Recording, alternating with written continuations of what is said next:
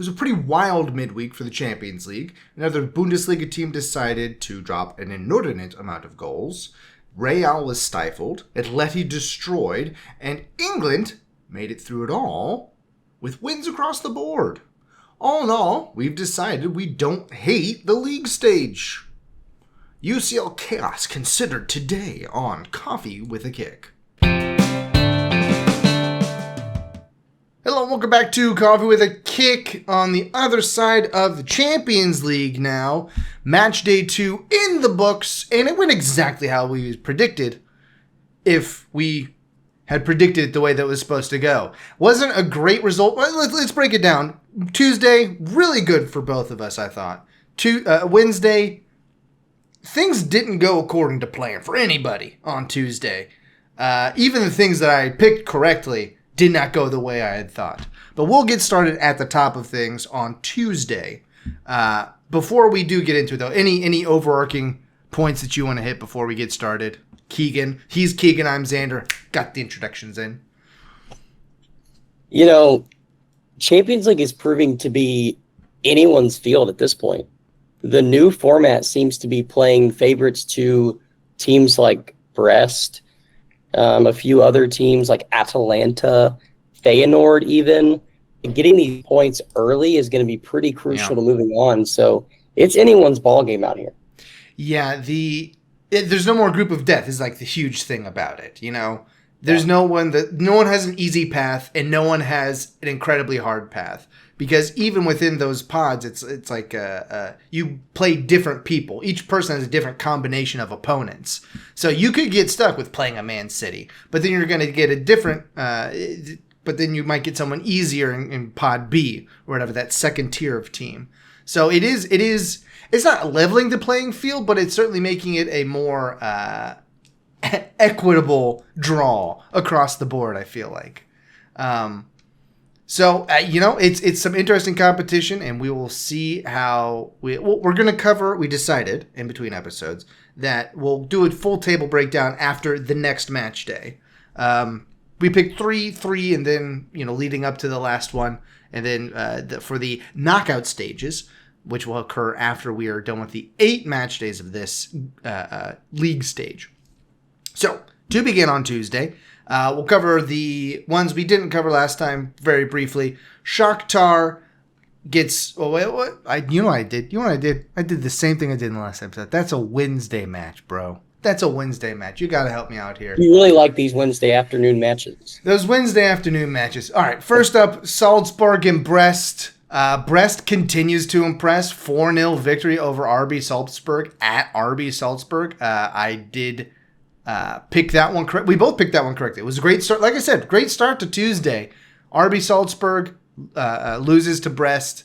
Much more distance between the two than we had thought, but still a good result for us. And then Stuttgart draws Sparta Prague, which I did have on the books as a 2-2. So I was already up almost 10 units on the first 2 matches of the day. Favorites, We'll get to the breakdown later on. And then for the other ones, Inter did take care of Sfernitsvedia very easily. Barcelona made Young Boys. Yeah, Young Boys, you guys don't have any shot at this. You guys look terrible. Sfernitsvedia, same thing. You look really, really bad. Bayern Leverkusen ekes out a victory over AC Milan. And PSV and Sporting draw at PSV, which was almost, that one could have gone either way. For a lot of it. It did go your way with the draw. I didn't quite get my victory there, but we also both picked the Inter Milan one correct, the Barcelona one correct. You had that as a perfect pick, actually. You actually called 5-0, so good on you there. Oh, yeah. And then we'll get, before we talk about some more in detail, you did highlight this Borussia Dortmund-Celtic match as one of your main picks. How did that one go exactly? Honestly, within the first 11 minutes, you knew it was going to be a goal fest, but it was 2-1. Celtic actually looked very decent. They looked like a team that was moving and grooving. And then all of a sudden, Karim Adeyemi, out of nowhere, just his second goal, I believe, literally was out of nowhere. He's on the far right side of the box if you're the keeper, and he pretty much just blasts it. Upper 9, keeper has no idea how to get it. The keeper is Kasper Schmeichel. So for all you EPL history buffs, he was the Leicester City goalkeeper who won the league. And it was really funny because after the match, his dad, Peter Schmeichel, had to interview Karim Adeyemi, and he mentioned that he was very disappointed at how he handled his boy that night. But either way, I mean, Dortmund put this one away in the first half. It was 5-1 in the first half. Second half, they got a couple of goals, but Celtic came out of the break not really seeming like they were too eager to play anymore. Yeah. But this is the kind of Dortmund team that we're sort of used to seeing in these types of games, in these moments, because as history shows, Dortmund is young. They like to get out on the break and they like to score. But 7-1, that's a thrashing for sure. Yeah, 2 weeks in a row where a top German side is just like, you know what? The Bundesliga is known for being the league with the most goals. At least several years ago, when I heard that commercial from Fox Sports that has all the Bundesliga games, that's what they claimed. I think it still holds true. They make it a point of emphasis, at least in these past 2 match days, across Bayern Munich with their 9 goals and then 7 goals here for Dortmund over Celtic. Yeah, it went more along the lines of where I was going with it, which was, I mean, I only had it at 4-1, but still, a good result for Dortmund. Again, the yellow wall comes through. You know, they have a very good home field advantage. And then we'll hit the 2 EPL sides from Tuesday. Arsenal, very convincing win against PSG, a 2-0 victory at home. Looked pretty decent there. Any big notes from that one for you? PSG really only had a couple of chances. They were clearly lacking some attacking vigor. Mm-hmm. Obviously, they don't have Kylian Mbappe anymore. I think their main striker, Kolo Mori, I forget how you say his name, but he was also missing, and he's kind of been their Mbappe-esque goal scorer. So they didn't look like a real threat. Nuno Mendes had a pretty good look in, I think, the 37th minute that just braced off the post. But there were a couple of amazing saves from David Raya. I walked away from this game feeling like David Raya, he's still the real deal. We knew he was in the EPL. I still think he's the real deal after watching this one. Yeah. And Arsenal was, in the second half, they were very comfortable just possessing, keeping the ball away, not letting anything go. They're like, sock in the 3 points here. This is another one of our Pod A victories. Take it and get out of here with a victory. And then Manchester City did take care of Slovan Bratislava quite easily. Did all 4 of those goals come in the first half? I felt like it. 2-2. 2-2. Yeah, with 4 different ones. That's in the second half. They did bring on some of their subs, and is it Ben McAtee? What's McAtee's first name? James McAtee. Ben McAtee is someone else, obviously. But he came in, what is he, 21-year-old. 21-year-old came in and got a goal here there near the end of the match. But Bratislava never had a chance in this one. Gundogan's goal in the 8th, and there were plenty of other chances. Yeah, this was one that, I mean, it could have been 9-0 just as easily as it was 4-0. And McAtee getting a goal, he came in for Holland, played kind of a false 9. I think this was the 7th different position McAtee has played for Man City in the past 2 years. He's played every position but the 2 center back. I guess the goal is. He's a real Zinchenko in that way. He really is. I mean, he's versatile.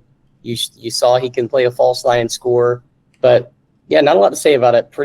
I was hoping for the 5-0 perfect pick again. Mm-hmm. When he got the 4th goal, I was like, it's going to happen. It didn't. But I'll take 4-0. Oh, I'm okay with that. Yeah, it was comfortable. It was comfortable. That does bring us to the end of Tuesday with that City match, going on to Wednesday for real this time, for real. The early matches were Shakhtar Donetsk and Atalanta, and then Girona and Feyenoord. Shakhtar did not come through with my 0-0 draw. They got pretty well handled by Atalanta, 3-0. Was the actual result. And then the Girona Feyenoord match ended up being 2-3 in the end there with, what was my note for this one? That's right. Girona actually scored 4 goals in this one. This was your joke, right? This was your joke that they actually had 4 goals, but they lost 3-2. Text. It's amazing that Girona scored 4 goals and they lost 3-2. It really was upsetting because and there was a saved penalty for both sides. Is that what that says? Yeah, there definitely was one for Girona. They got a penalty saved. I know that. Yeah, it was a weird match. Those own goals were very. It was almost crazy that they went in because they weren't the classic like a glancing header. It was somehow it bounced between. The second one in particular was very strange. Yeah, you hate to lose a match like this with not only by 1 own goal but 2 own goals. Yeah, is the reason you lose. So back to the drawing board for Girona. Yeah, and neither of us got those right at all. So that was the beginning. Keegan only went 7-2, 6-2. No, 7-2. 7-2 on Wednesday. So not great there. I didn't fare much better. I only went 3-6. But I did have a perfect pick, which we'll get to here in a moment. For the other matches, Juve comes back a man down and wins 3-2 against Leipzig. That match was pretty crazy that Juve did that. Benfica makes Atleti look terrible somehow. Yeah, that one should have been worse than 4-0, if we're being honest. I mean, Benfica could have made it 6 or 7-0, but they put the brakes on. Yeah. Dynamo Zagreb and Monaco ends in a 2-2 draw. Man, the pitch conditions on that one were atrocious. Did you see those at all? Yeah, it makes you wonder. You love the Champions League. You love the more teams coming in. But clearly, this was one that their pitch could not handle the conditions of the match at all. No, it was sloppy. It was wet. The second goal for Monaco was basically because the goalkeeper for Dynamo Zagreb stumbled trying to advance out of his puddle of water that he was. It looked like a classic rec pitch out there with a puddle of water where the goalkeeper stands, or the intramural fields at Lipscomb. Yeah, good old intramural field. The classic puddle. We've worked on it. At least when I haven't been in like I was in college 10 years ago at this point, which is a terrible thing to say about yourself, but it happens to be true. It was a puddle then. And then Sturm Graz loses to come Club Brugge. Almost had that one go my way. Not quite, though. Yeah, but it did go your way. And then for our two Premier League... Oh, almost forgot. Lille does beat Real Madrid. That was a shocking result there. Real Madrid just never got quite fully connected, it felt like, in that match. And this one is probably going to go down in the history books. Already is called historic. Aston Villa beats Bayern Munich 1-0 at home. The scenes at Aston Villa were incredible. Aston Villa, boy, they won. This ended a 41-game unbeaten run in the group stages of Champions League for Bayern Munich. Wow. 41 in the Champions League. There used to only be 6 matches, so you have to literally go back, oh gosh, what is that? Almost 6 years. I guess 5.5 years of Bayern. They lost a Champions League group stage match. Before COVID is when they lost one, which seems like years ago. And amazing play from Duran. Yeah. It was good heads-up play. Neuer should never be that far off his line for that kind of pass. But heads-up play, very accurate, goes over and around him. And Aston Villa, before I made my pick, I had picked him to lose 1-4. Then as I started to lead up to the match, I was like, but Villa's at home. I should have known it'd be low scoring. I still did not think it was going to be 1-0. But Villa, I mean, this was a 1-0 match that Elise had a really good potential curling shot that Emi Martinez saved in the first half. And then there at the end of the 94th minute, it was pinball. Yeah. It was my 1-1. I never looked out of play. You know, it was always very nervy, very tight. It was a good match, even if it was a 1-0. I mean, low scoring, but it was still a nervy and exciting match to watch. And then also, Liverpool looked very solid against Bologna.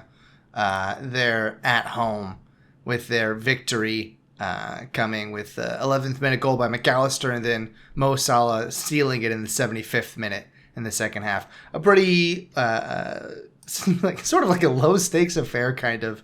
It felt like for a lot of that match, even though it was a Champions League.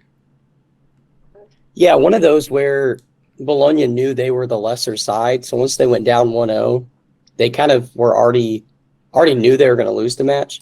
So they just kind of dejected themselves to, let's just make sure this doesn't get out of hand. Yeah. And that's how it felt for most of the match. Let's save that goal difference. And, that doesn't make for great soccer, actually, is what it turns out. But yeah, that brings us to the end of match day 2 for the Champions League. Once we whittle this down to fewer than 18 matches, we'll start talking about each individually. Like 10 matches a match day. That works pretty well. But we almost have that on each day right now. Literally, there's 9 matches a day. It's hard to cover them all in any sort of depth. But it's still some very good matches coming through here. Goal Zone came through. The Golazo show. That's what it is for the Champions League. Was very exciting during those. I mean, we kept bouncing back and forth between Barcelona and Dortmund really for on Tuesday, but it was all over the place for Wednesday. But yeah, we'll like I said, break down the table at the end of match day 3, which will come in another fortnight, August 20. Oh no, we got an extra week in there, don't we? Yes, the next ones aren't until the 22nd and 23rd of October. Yes, is there an international break in there? I believe so. I think there's an international break. Must be one at some point. Yes, because there's also a break coming up for the Premier League. Hold on. Get over to my next episode page. Yes, next week is a week off. So, be prepared. And yes. We have matches this match day and then not until the 19th. So, we'll have a bit of a break here coming up. Oh. Yeah, I'll take it. Exciting. All right.